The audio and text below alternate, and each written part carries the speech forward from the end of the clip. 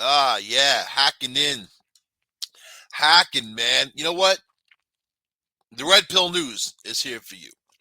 The Red Pill News gives you a red pill analysis of the world and the things that are going on that affect you and I. And sometimes they don't affect you and I. What I like is these stories I keep following, man, these people. My God. I just laugh my ass off because I kind of take it as a lesson of what not to be. you know, and crazy news this week, crazy stuff happening, and I like to dissect people's brains, and you know, sometimes you can't because you don't have permission. Sometimes, sometimes you just have to kind of like, okay, this is the way things are, and people wear their everything on their sleeve. They will, unless they're masters of keeping their emotion in.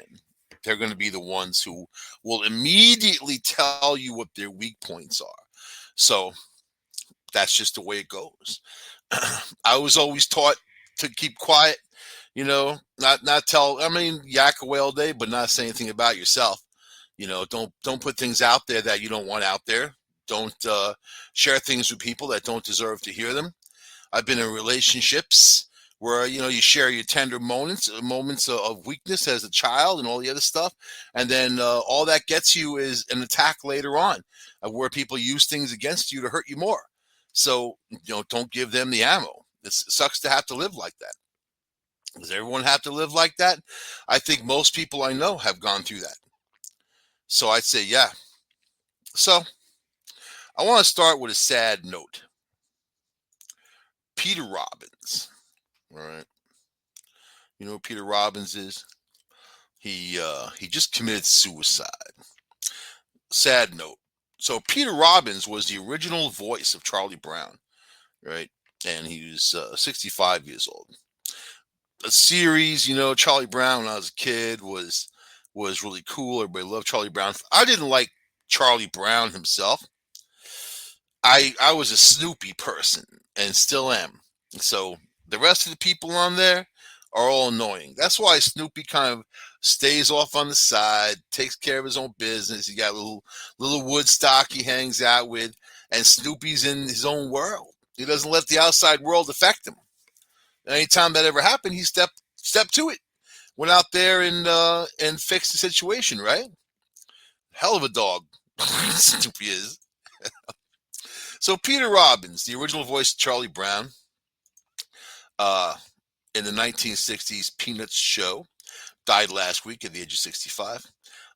So, and sad, mental health. This is why I want to talk about this, because I think that people need to hear it. You know, if you think you're suffering alone, you're not. And depression affects many people, most people, especially in these times. You have to understand that you're better off being here than not.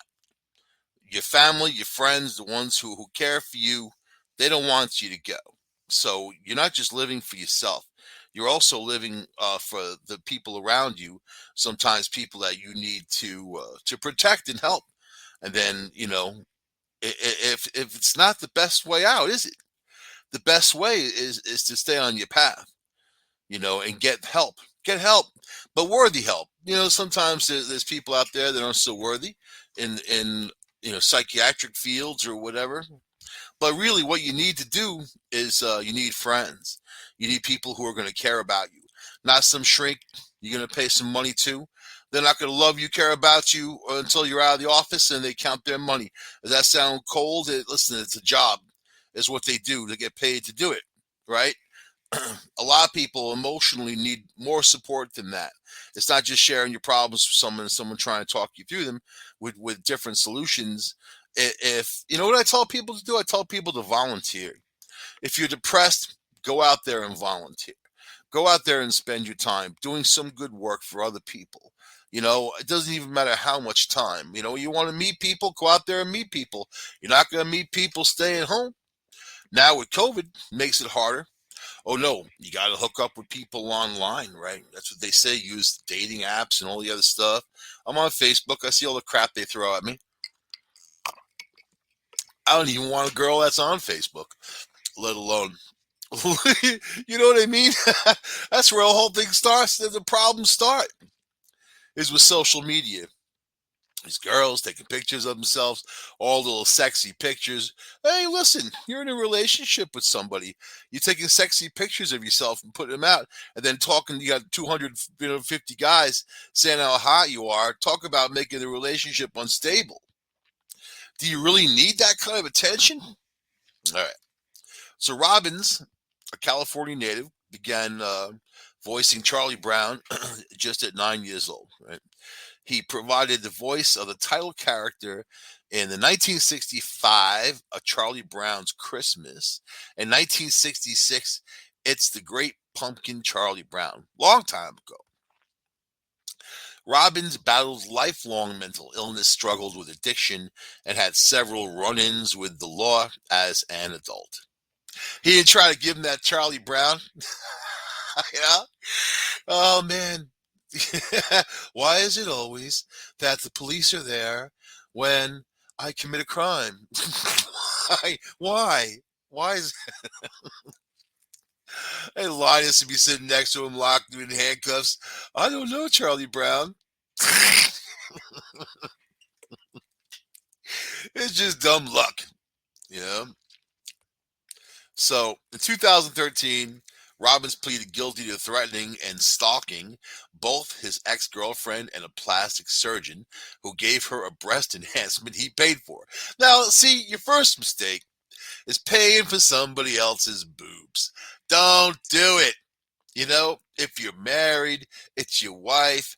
There's a psychological thing going on, unless it's medical and, you know, they had something or whatever and they needed a boob, fine.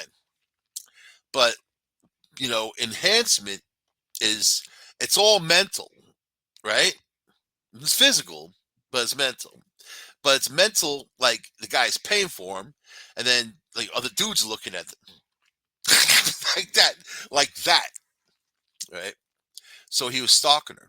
And that's just recent, 2013. So he's not hanging out with the right kind of women, obviously. I'm just going to put that out there. He also spent time behind bars for making criminal threats to a San Diego County sheriff. After his release from prison in 2019, he discussed his time behind bars in an interview with Fox 5 San Diego. It's a Tory channel. A Tory channel. I would recommend to anybody that has bipolar disorder to take it seriously because your life can turn around in the span of a month. A month. Your life can turn around in the span of a minute. He said he came out of prison and he's a better person. He's much more humble, grateful, and thanks that he lived through the experiences and then he killed himself.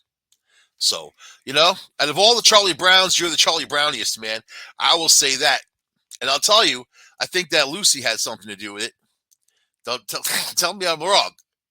The tormentor, Lucy the tormentor, with the football, yanking that football away.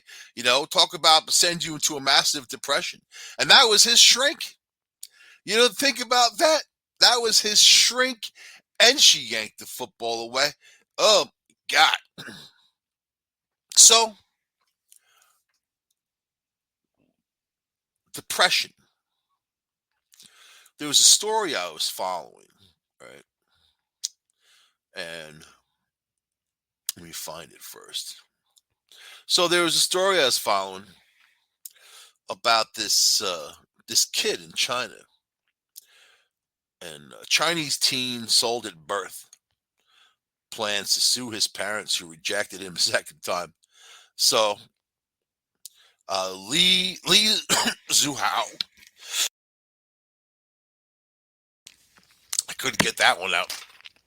Li Zuhao, 17, said, let's see, he's going to sue his biological mother and father. They both rejected him.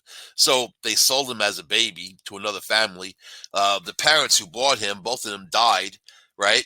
and then he was taken care of by the aunt and the grandmother and whoever else, but they didn't want him. They weren't loving him. He was just moving him around. Then he got into college. I mean, he was in school doing his thing. He's getting his degree. And then he reached out in the media to find his original parents, which he did. Both of those people had gotten a divorce from one another and remarried to somebody else. So he asked if he could go live with them, one of them, or have money for an apartment because he was homeless and going to school. And they said no. And he killed himself. He killed himself, you know, 17 years old. And it really comes down to this world we're in can be such a selfish, miserable place sometimes, can't it?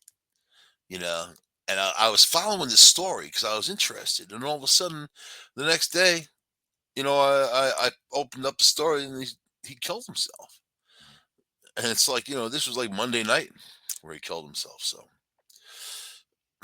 it's you wonder, you often wonder about the world and about people and the direction that people want to go.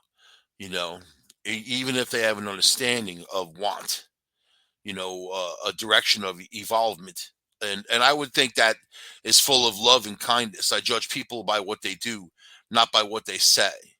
Words to me are basically useless. Yeah, they can be hurtful and whatever, but whatever people say they are is not. It's the opposite, right? So my heart goes out for the people who are suffering, and there's always help for you. You may have to dig a little bit to find the right help, but there's always help for you. There's people out there that understand what you're going through, and it's better to, you know, it's better to help others and get that enjoyment and that feeling. But imagine this kid sold by his parents and then rejected. Then his other parents died and rejected by his parents. Oh my God! And that's one goddamn story on this whole planet. One. You know. So yeah, that's what's going on out there. Anyway, then I'm reading things like, if you have a show, like I don't have guests on the show because people irritate me mainly, and it's only a 1 hour show, and if I have guests on, I have to let them talk. Then I don't get to talk, and it's my show. But I feel like if you have a show where you have guests on, your whole aim is to talk to the guest and let them talk, right? I've been on shows where the guests have tried to, I mean, the people on the show try to talk more than me. It ain't gonna happen. I take control of a conversation. you know, it's it just is what it is after you do this long enough. Especially when you do shows with other people. So, Drew Barrymore. Drew Barrymore, she's an actor and she's gone to the wayside, kind of. She has her own show now, during the day. Some kind of, the Drew Barrymore show. There you go. And okay, so now she has guests on the show, and then here she is. She has Huma Abedin, Hillary Clinton's aide, on her show. Oh my God, you could probably ask Huma a million questions and just kind of pound away. What does she do? This is typical me routine of these people. And now you're seeing them processed out there in the world, where it's the me generation. They're all about themselves. They don't even see anybody else, nobody. The Drew Barrymore doesn't even matter if she has a guest on, because it's about her and always about her, right? So anyway, and she would never have been famous if she didn't have famous parents, famous people to put her forward. So yeah, she would just been whatever. So Drew Barrymore, actress and host, 46 years old, opened up about the traumatic moment when her pregnancy was leaked in 2012. So she has Huma Abedin on. She's going to start talking about the traumatic moment when her pregnancy was leaked in 2012. So 10 freaking years ago. 10 years ago. That's like Facebook alerted me that a picture I put up 11 years ago wasn't part of their standards. And then they're like, well, we're not going to block, we're not going to take the picture off of there. We're going to block it. It was some stupid meme or whatever. 10, 11 years ago. Yeah. Is that what you're spending your time on? Really? And it's no big deal to begin with? Very funny. Very funny, actually. But so she said, I was walking out of my OBGYN and I had just found out I was pregnant. Barrymore told longtime Hillary Clinton aide Huma Abedin on her show. I walked out of her office and someone I work with, Chris Miller, got all these calls. We know she's pregnant. We're breaking the story. And he's like, you always talk like this. We're a no comment group. Come on, you're being silly, she explained. And they were like, well, we'll take a look at this. So number one, nobody cared that Drew Barrymore was pregnant. This story is a fantasy story on her and her alone. Nobody cared, even if it was in some National Enquirer. Oh, Drew Barrymore is pregnant. Nobody cares. Unless it was an alien baby. Nobody cares. This is her fantasy story, having Huma there talking about herself from some crap from 10 years ago. This is why this woman shouldn't have a talk show. She got no ratings. Nobody watches this stuff. So you think, how the hell is she on there? Aren't there better people that are more deserving? I think so. Who was sitting there looking at her like an idiot. Look at Huma's face. She's like, oh, God, I got to sit here for an hour and listen to this crap. Thank God she's not asking me any questions. That's what Huma's thinking. Thank God she's not asking me any questions. Go ahead and talk about your pregnancy, girl. I'm all for you. Barrymore went on to explain that photographers caught her walking out of the building carrying the sonogram image in her hand, which mistakenly outed the pregnancy. She's walking out of the building holding the sonogram image in her hand up to the paparazzi, right? That she probably hired to put out there to begin with, because nobody cares about Drew Barrymore. In the world of insignificant, even if she shaved her head and took umbrellas and was beating cars out there in traffic like Britney Spears did, she still wouldn't have any of that support.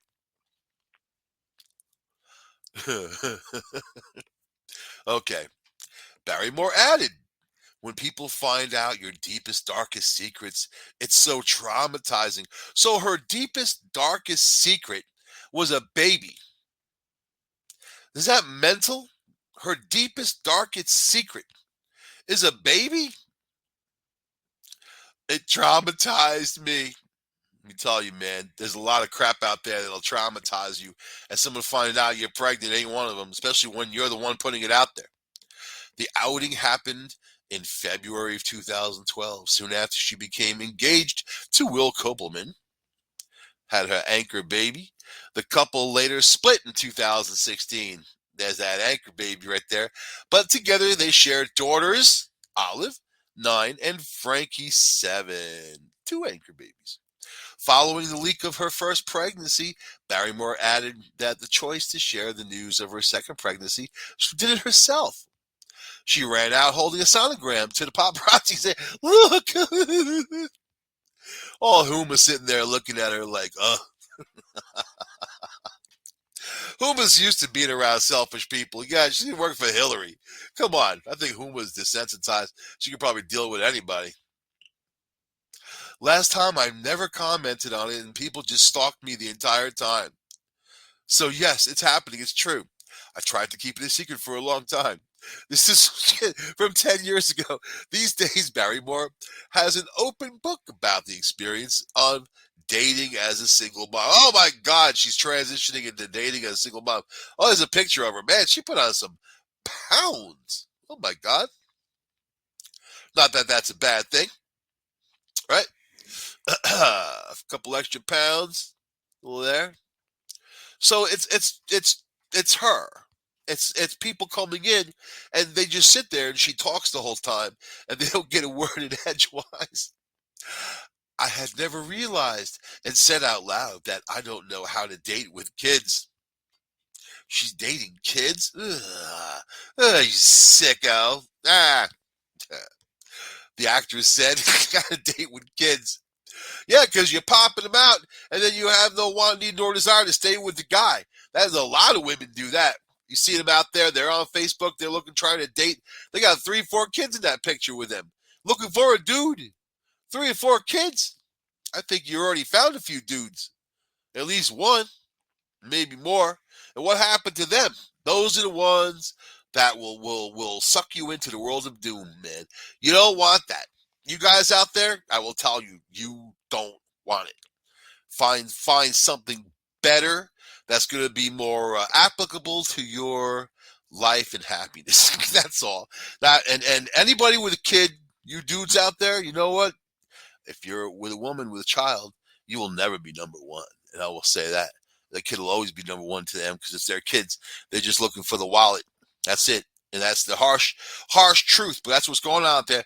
Women are telling their sons not to get married, or their young sons, because it's a bad business deal, you know, and or even having children, to be careful.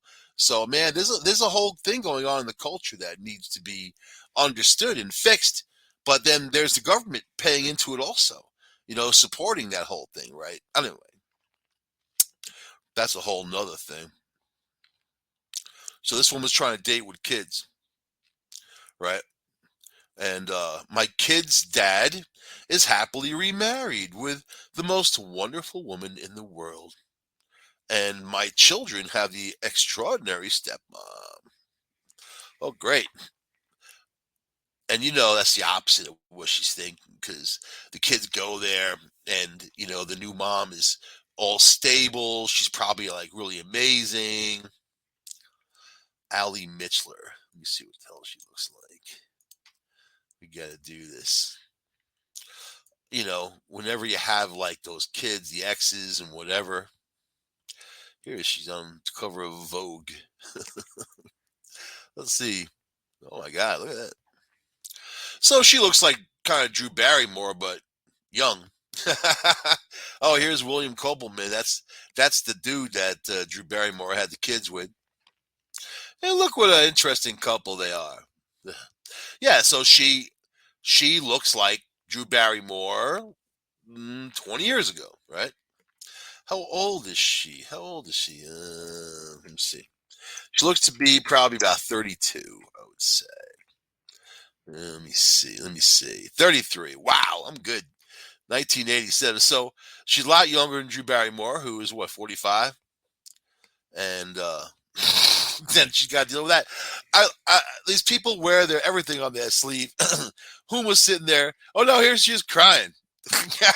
It's probably not even a Drew.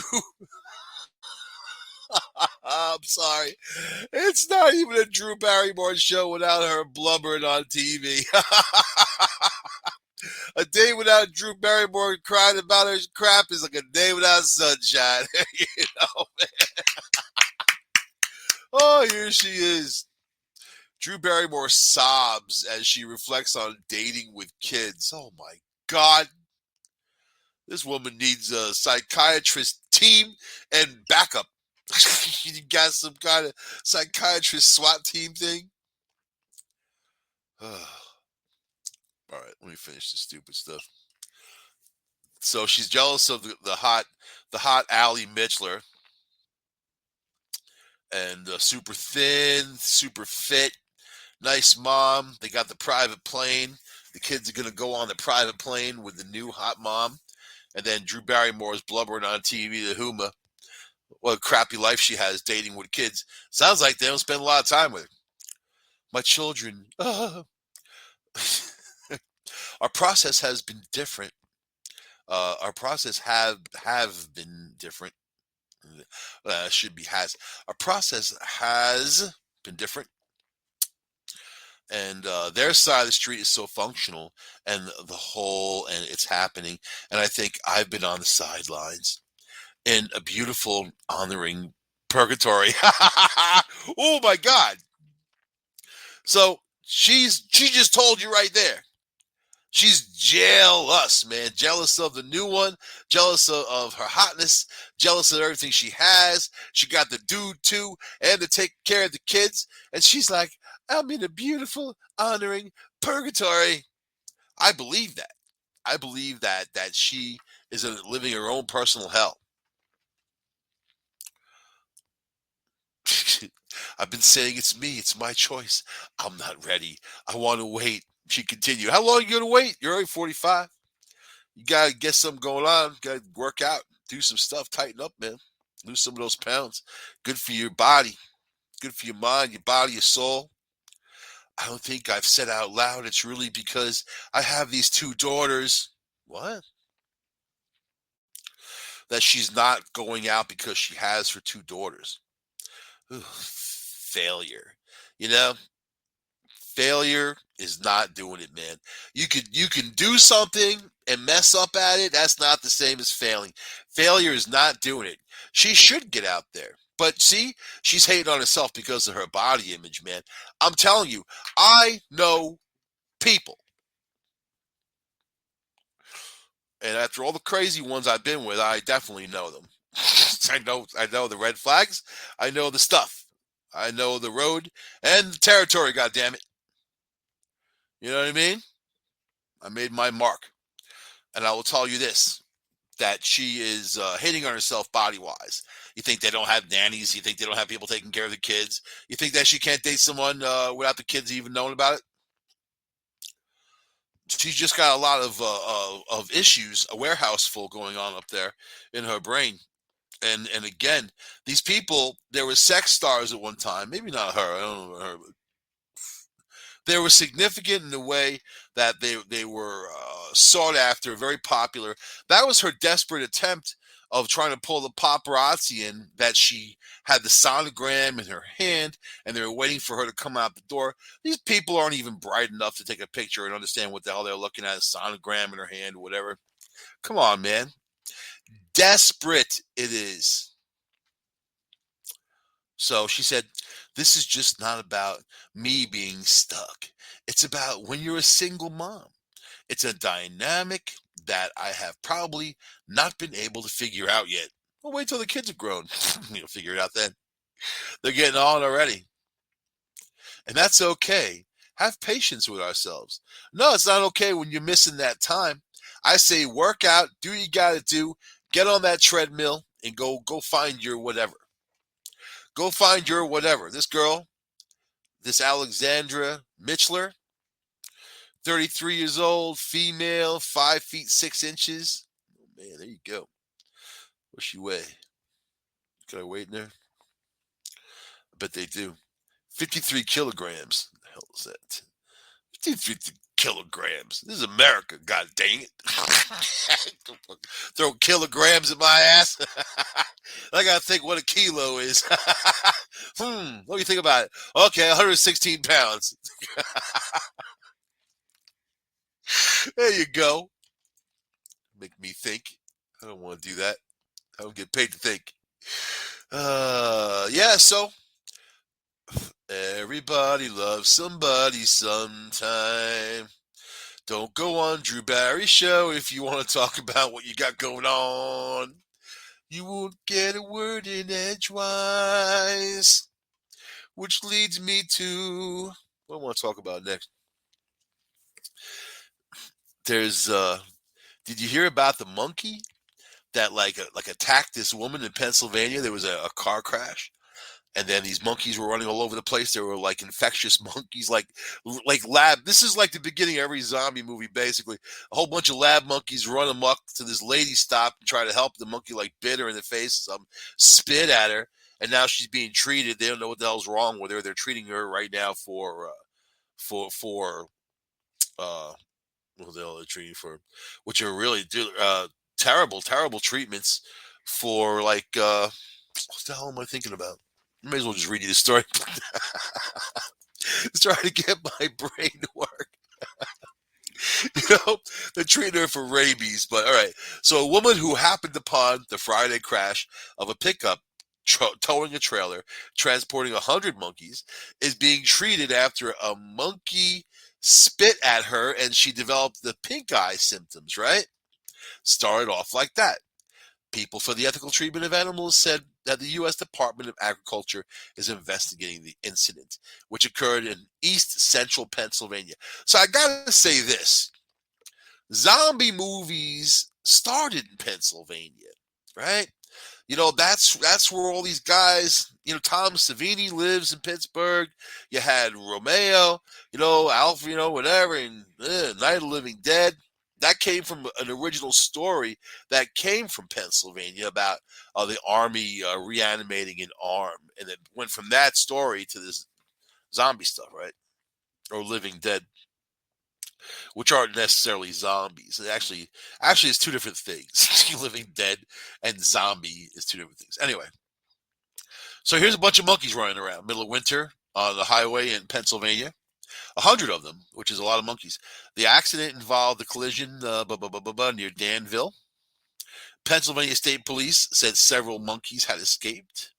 And let's see, Michelle Fallon, the Danville, Pennsylvania woman who came upon the crash. Let's see. So she and another motorist who stopped to help the other driver and said she thought she saw a cat run across the road.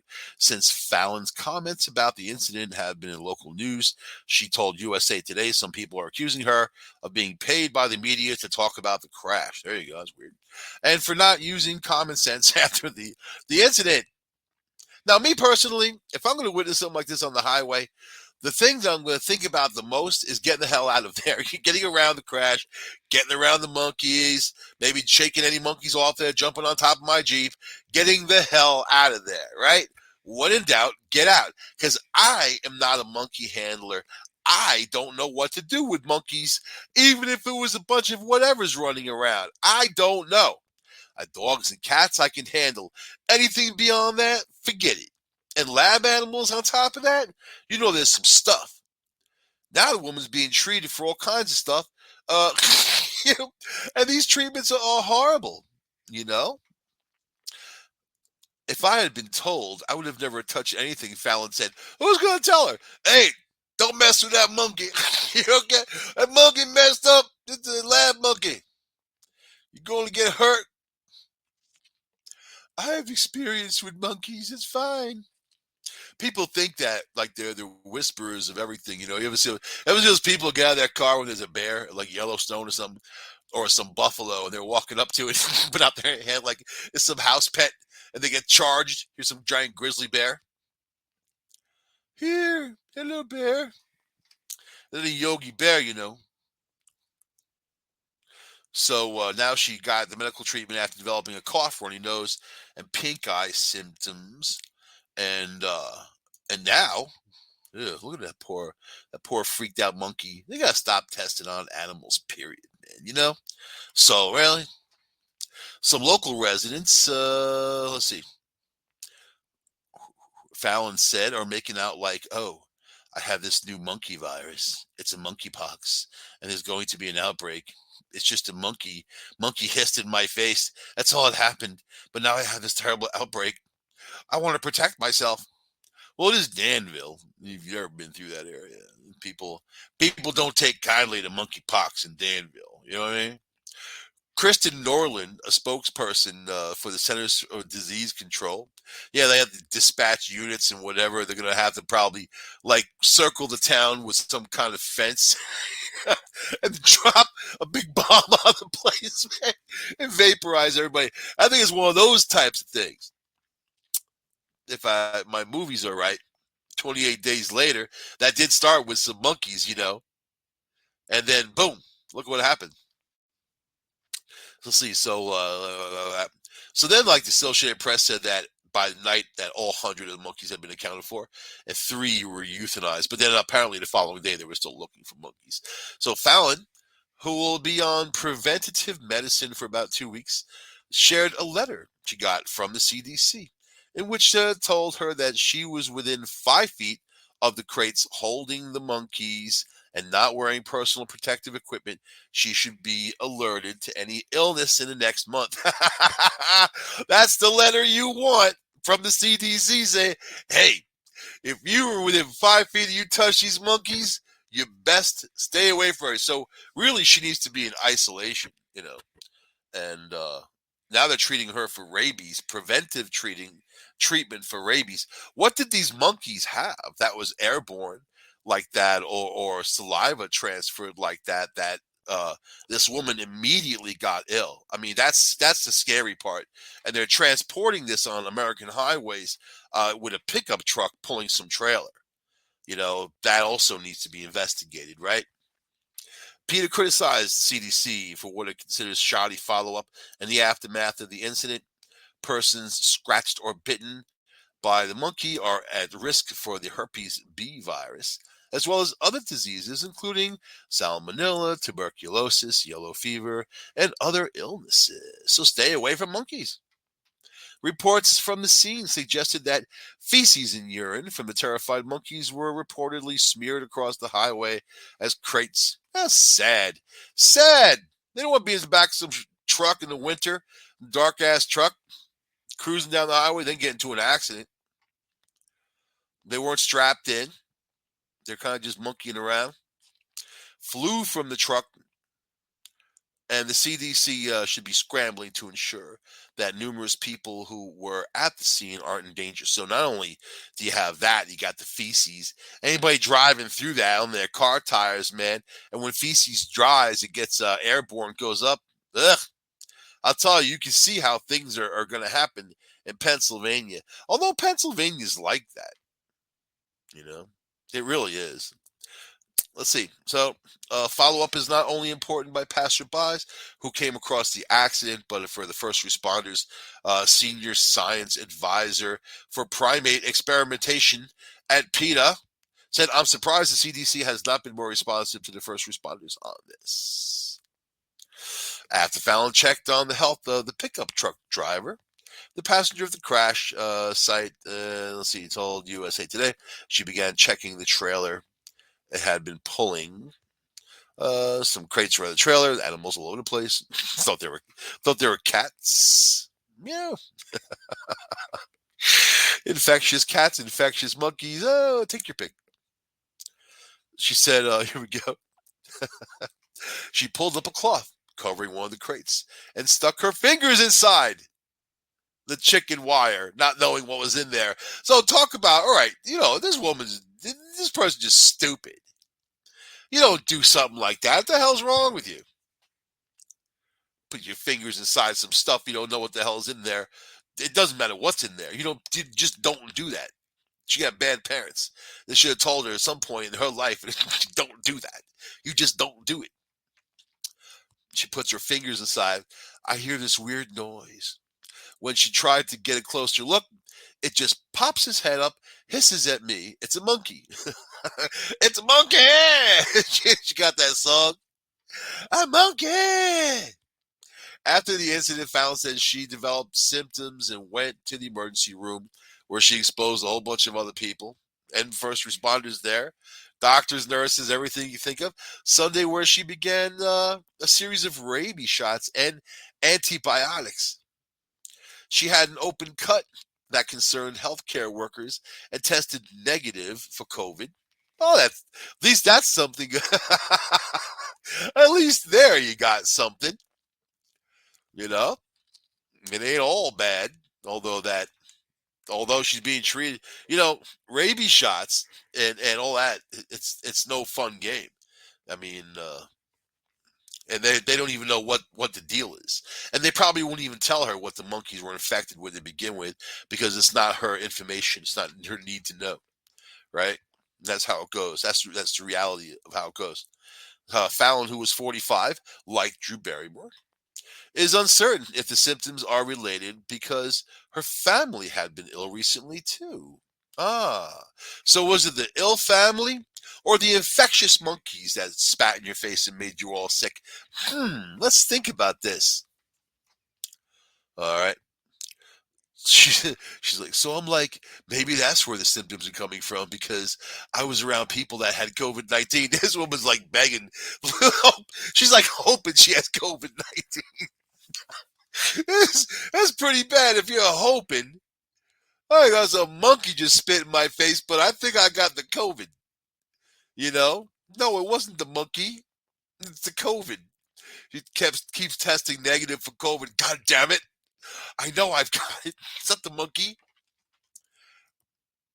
All right. It's like I went from a monkey situation to a COVID party situation. There you go. She got an interesting life. USDA. So she got attacked by the monkey, and she immediately had the pink eye and all these things. Then goes to a party. Oh my God! This is why all these zombie movies start in Pennsylvania. Exactly. Ugh. It's also why I stay inside a lot. I'm not in Pennsylvania. I'm close. you know, I'm close. USDA spokesman Andre Andre Bell told USA Today the agency is looking into Peter's letter. That's great. The CDC did not respond to requests. They're busy. They're busy messing with other stuff. So yeah, it's going to get just pushed to the wayside. But this woman's got some kind of thing now, some monkeypox going on. And that's exactly how it happens. That's exactly how dangerous the highways are. Really, you never know what the hell's next to you in a truck or something. You never know what's transporting, right? It's just up to you to stay away from it. So, Peter Dinklage.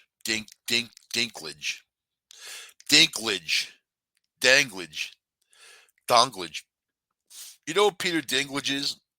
Dinklage? I had no idea who he was until I saw him crying about the Seven Dwarfs and using profanities. What the F are you doing? What the F are you doing? Disney World. And this is the problem, right, with people who are offended by everything. You can't make them all happy because then there'll be nothing left. And Snow White and the Seven Dwarfs is by no means a diss to short people, midgets, whatever you want to call them, whatever they call themselves, whatever, people. You want to be called people? You're people. This guy looks angry to begin with. I bet he's not a happy guy. I bet he's not a happy guy in general because I can see his face. He doesn't have any smile marks. Like people who smile a lot have like the crow's feet and the smile marks. He's got nothing. He's like look like an angry little dude. Peter Dinklage is not having Disney's new live action remake of Snow White and the Seven Dwarfs. The actor, who currently stars in Joe Wright's musical Cyrano, and is best known for his role in the Game of Thrones. See, that's why I don't know him. I never watched the Game of Thrones. It was too weird for me. I think every time I saw commercials for it, there was like this chick doing it with a dragon and having dragon kids. That's too much for me. I can't handle it. I can't. I'm more of a Weather Channel kind of guy. Something I don't know. I like dragons, but I would advise the dragons not to have relations with human women. But anyway, so this guy was in the Game of Thrones and was on Mark Maron's WTF podcast Monday. Dinkage comments. All right, let me get past this stupid. Where he unloaded on upcoming live action remake, calling it effing backwards. He said, literally no offense to anyone. When people start saying that, they're about to unload. No offense, but it's always the big but. Dinklage said to Maron, he's like, but I was a little taken aback. This is what he said. But I was a little taken aback when they were very proud to cast the Latina actress as Snow White. You're still telling the story of Snow White and the Seven Dwarfs. Take a step back and look at what you're doing there. It makes no sense to me. So he's taken back by the Latina chick because that's Hollywood now. They're replacing everybody white with everybody else. And what I hear from the black community is like all these superheroes now they're just making black that were white before. That's not satisfying what they want in the black community to have superheroes, their own superheroes. You know what I mean? You're just replacing one for the other, and it's just mainly lip service and stuff like that. You're not really fixing anything or integrating, if you want to say, right? Although I must say, I've seen like I'm not really into a superhero type of thing, but the Captain America, like they got that. I see commercials. There's like a black dude who found the shield, and then he's getting into that. That's kind of cool, passing the shield on from one person to the other. I'm into that, even though I'm not really into this whole superhero thing. I'm more of a Legion of Doom kind of guy. Remember Legion of Doom? They always had so much more fun. They laughed a lot more too. Superheroes only laughed like kind of at the end when they conquered something. These other guys were laughing all the way through. Even when they got conquered, they laughed, and then they escaped to laugh again. He's like, literally, no offense to anyone, but I was a little taken back when they were very proud to cast Latina actress. Ah! Dinklage is referring to a casting of Rachel Zegler, West Side Story girl. Maria. Have you seen the Seven Dwarfs, Maria? Opposite blah, blah, blah, the evil queen. Okay. So, all right, let me get down. The actor continued. You're progressive in one way, but you're still making that effing backwards story about seven dwarfs living in a cave together. What the F are you doing, man? Have I done nothing to advance the cause from my soapbox of small people? I guess I'm not loud enough. I think he's a little short with the whole situation. You know what I mean? As a matter of fact, I'm not going to minimize what he's saying because it's also very important to honor all people and respect all people, no matter how they're made, big, small, whatever. Right? This guy's got advantages I don't have. He could drive a Mini Cooper. I can't drive a Mini Cooper. I'm 6'5". I wouldn't even fit. I have to cut a hole in the top. Get a convertible. Still got long legs.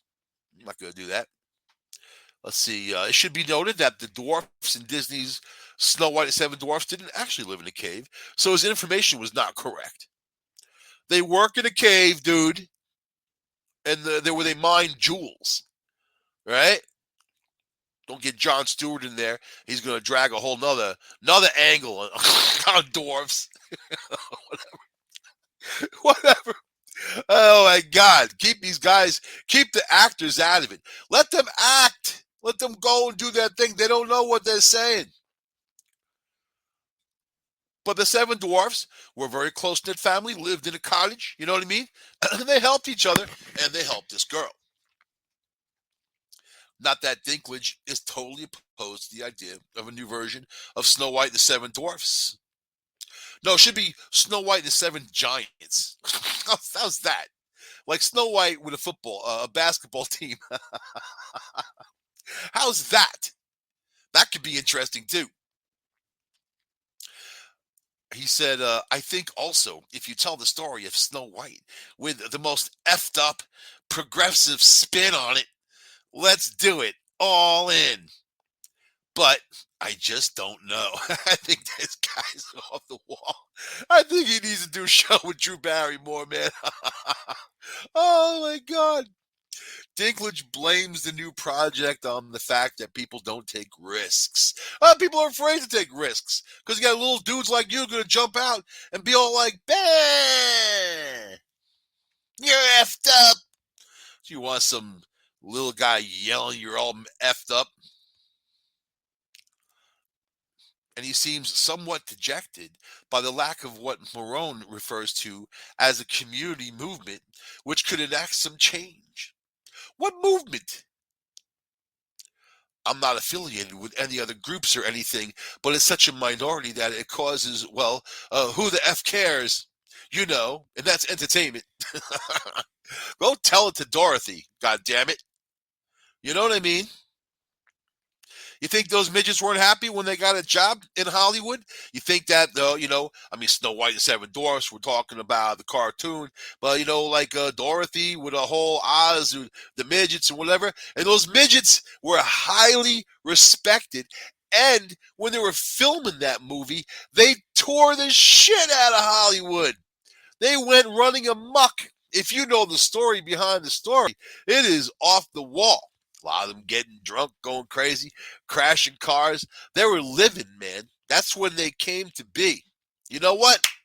I respect that. Snow White and the Seven Dwarfs was released 85 years ago this month. And Peter Dinklage is has not made any kind of contribution to that. He's just venting. He's venting because he thinks that sometimes or somehow he was slighted, from the whole thing. Really, dude? No, he wants to be part of it, right? He wants to what? Because so he can come in and revamp it. How do you what are you gonna change the story? Ugh, freaks, freaks. Of course, you got 100,000 Russian troops massing on the Ukrainian border. I should slip that in, you know. And what's the moral of today's show? Let's see. A red pill analysis. What's the moral? Number one, don't help any monkeys. Right? let responsible people help monkeys. Number two, Drew Barrymore, don't go on a show if you want to talk because you're not going to get a chance. Peter Dinklage, I think he's just real small minded. You know what I mean? But I'm going to have to read this to you about Adele. And this is how people wear their emotion on their sleeve. I'm going to teach you right now something very important on observation. Adele couldn't get through rehearsal. She canceled the thing. She has a Las Vegas residency, which means it's a place that you just keep playing and playing and playing. Let's see. And in 24 hours before the first show, she canceled. Right, so her show isn't ready. But the drama behind the scenes was apparently even more intense. Let's see. The singer was shouting, sobbing on the phone to Rich Paul, her sports agent boyfriend of 6 months. No time at all. She's dumping all her emotional baggage on him. He's going to be the emotional tampon, that dude. Right? 6 months with Adele. And she's dumping. Have you ever heard any of her songs? They're all about how terrible she treats guys. Basically, Adele's been crying and couldn't get through a single full rehearsal for the past month, said the source linked to the management at Caesar's Palace, where the shows were to take place, just constantly on the phone, with Rich loudly shouting and sobbing. Oh my God. She ain't bad looking, though. She's very attractive, actually. Not when she's crying. There's a picture of her crying. People, when they cry, make the dumbest faces, and I always have to laugh.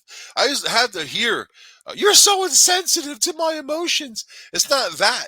It's just that you look so ridiculously stupid when you're crying. I just can't keep a straight face. She says she's barely rehearsed because she is constantly in the middle of an emotional shootout. An emotional shootout with who? With herself, basically. Or get this dude on the phone. You should change his number. Here's her face again, all crying. There are rumblings that are stresses related to Adele's relationship. Her 6 months relationship is like dragging her down.